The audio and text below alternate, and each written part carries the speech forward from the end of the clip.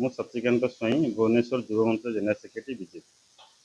ସେଠି ରଣନୀତି ଆମର ରହିଲା, ଆମର ଭାରତୀୟ ଜନତା ପାର୍ଟି ଭାରତ ବିଶ୍ୱର ଏକ ରାଷ୍ଟ୍ରୀୟ ବୃହତ ଦଳ। ସେଥିରେ ଆମର ପ୍ରିୟ ପ୍ରଧାନମନ୍ତ୍ରୀ ନରେନ୍ଦ୍ର ମୋଦି ଆଉ ଅମିତ ଶାହାଙ୍କ ନେତୃତ୍ୱରେ ଆଜି ଆମେ 15 ବର୍ଷ ଧରି ସରକାର କରିଛୁ। ସେଠି ଆମର ପ୍ରଥମ ମୂଳ ଲକ୍ଷ୍ୟ ଲୋକଙ୍କୁ ବୁଥ ସ୍ତରରେ ଆମେ ଯେତେ ଓଡ଼ିଶାରେ ଯେତେ ମନ୍ତ୍ରୀ ଆଉ ଆମର ବିଧାୟକମାନଙ୍କୁ ଧନ୍ୟବାଦ ଦେବି।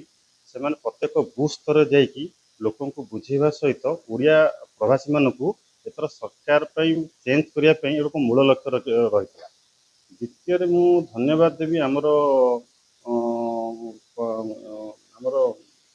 ମୁଖ୍ୟମନ୍ତ୍ରୀ ମୋହନ ଚରଣ ମାଝୀ। ସିଏ ବି ପଚାରକୁ ଯାଇଥିଲେ, ତାଙ୍କୁ ବି ମୋହନ ଚରଣ ମାଝୀକୁ ଧନ୍ୟବାଦ ଦେବି। ଆମର ଓଡ଼ିଆ ପୁଅ ଧର୍ମେନ୍ଦ୍ର ପ୍ରଧାନ, ତାଙ୍କୁ ବେଶୀ ଧନ୍ୟବାଦ ଦେବି। ସେ 35ଟି ନିର୍ବାଚନ ମଣ୍ଡଳୀର ଦାୟିତ୍ୱ ନେଇଥିଲେ। ସେ 35 ନିର୍ବାଚନ ମଣ୍ଡଳରୁ 33ଟି ନିର୍ବାଚନ ମଣ୍ଡଳ ତାଙ୍କ ନେତୃତ୍ୱରେ ଜିତିଛନ୍ତି ବିଧାୟକ। ତେଣୁ ତାଙ୍କୁ ମୁଁ ବେଶୀ ଧନ୍ୟବାଦ ଦେବି। ଓଡ଼ିଆ ମାନଙ୍କୁ ତାଙ୍କର ବୁଝେଇବା ଥିଲା, ମାନେ ଓଡ଼ିଆ ଲୋକ ମାନେ ଆମର ଯେତେ ବାଂଲାଦେଶୀ ଆଉ ରୋହିଙ୍ଗ୍ୟା କେମିତି ଆମର ପଶ୍ଚିମବଙ୍ଗରୁ ବିଦା ହେବେ, ତା ମୂଳ ଲକ୍ଷ୍ୟ ଓଡ଼ିଆ ଲୋକଙ୍କୁ ବୁଝାଉଥିଲା।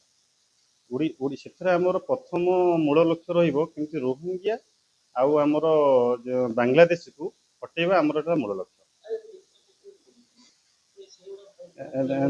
ଦେଖନ୍ତୁ, ଆମର ଓଡ଼ିଶାରେ 24 ବର୍ଷର ସରକାର ଥିଲା ନବୀନ ପଟ୍ଟନାୟକ। ସିଏ କ'ଣ କଲେ, ଜଗତର ନାଥ ଜଗନ୍ନାଥ କାଳିଆ ସାଆନ୍ତକୁ ଘରେ ଘରେ ଭିକ ମଗେଇଲେ। କିଏ ଟଲିରେ, କିଏ ଗାଡ଼ିରେ ଭିକ ମଗେଇଲେ। ତାର ସେ ଫଳାଫଳ 24ରେ ପାଇଲେ, ପୁରା ନିପାତ ହେଲେ। ସେଠୁ ଓଡ଼ିଶାରେ ସରକାର କଲା ବିଜେପି। ସେମିତି ଦିଘାରେ ମମତା ବାନାର୍ଜୀ ମନ୍ଦିର କଲେ, ଜଗନ୍ନାଥ ମନ୍ଦିର କରିକି ନା ଏଟା ଜଗନ୍ନାଥ ଧାମ ଗୋଟିଏ ଜଗନ୍ନାଥ ଧାମ ପୁରୀରେ, ତାର ଫଳାଫଳ ସେ ପାଇଲେ 26ରେ, ପୁରା ନିପାତ ହେଲେ। ଝାଲମୁଢ଼ି ହେଲା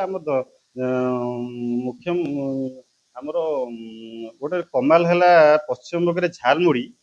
ଆମର ପ୍ରିୟ ପ୍ରଧାନମନ୍ତ୍ରୀ ତଳସ୍ତର ଗରିବ ଲୋକଙ୍କ ପାଖରେ ବି ପହଞ୍ଚି ପାରନ୍ତି। ମାନେ ସାଧାରଣ ଝାଲମୁଢ଼ି ଦୋକାନରେ ବି ସେ ଝାଲମୁଢ଼ି ଖାଇଲେ ତାର ଏତେ ପ୍ରଚାର ଲୋକ କହିଲେ ଯେ ଇଏ ଆମର ପ୍ରଧାନମନ୍ତ୍ରୀ ହେଇକି ବି ସେ ଝାଲମୁଢ଼ି ଖାଇବାକୁ ଆସୁଛନ୍ତି। ଏଇଟା ଗୋଟେ ପ୍ରଚାର ଗୋଟେ ପଶ୍ଚିମବଙ୍ଗରେ ହେଲା। ତାର ବହୁତ ବେନିଫିଟ୍ ହେଲା, ଆମର ଭୋଟ ବ୍ୟାଙ୍କ ବଢ଼ିଗଲା।